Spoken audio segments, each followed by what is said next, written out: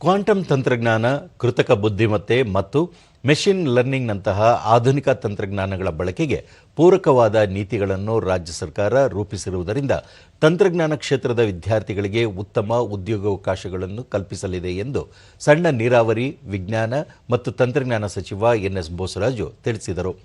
ಬೆಂಗಳೂರಿನಲ್ಲಿ ನಡೆದ ಕಾರ್ಯಕ್ರಮದಲ್ಲಿ ಸಚಿವರು, ಇಂದಿನ ತಾಂತ್ರಿಕ ಯುಗದಲ್ಲಿ ನಾವೀನ್ಯತೆ ಎನ್ನುವುದು ಕೇವಲ ಒಂದು ಆಯ್ಕೆಯಾಗಿರದೆ ಸಮಾಜದ ಪ್ರಗತಿ ಹಾಗೂ ಅಭಿವೃದ್ಧಿಗೆ ಅತ್ಯಗತ್ಯವಾಗಿದೆ ಎಂದರು.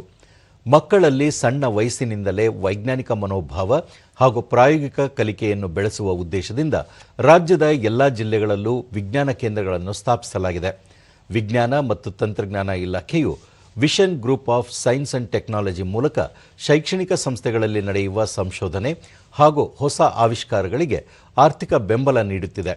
ಅದೇ ರೀತಿ ಬೆಂಗಳೂರಿನಲ್ಲಿ ನಿರ್ಮಾಣವಾಗಲಿರುವ ಸೈನ್ಸ್ ಸಿಟಿ ಹೊಸ ಆಲೋಚನೆಗಳು ಹಾಗೂ ನೈಜ ಪ್ರಪಂಚದ ಸಾಧ್ಯತೆಗಳನ್ನು ಒಟ್ಟುಗೂಡಿಸುವ ಒಂದು ಬೃಹತ್ ವೇದಿಕೆಯಾಗಿ ಕಾರ್ಯನಿರ್ವಹಿಸಲಿದೆ ಎಂದು ಸಚಿವರು ತಿಳಿಸಿದರು.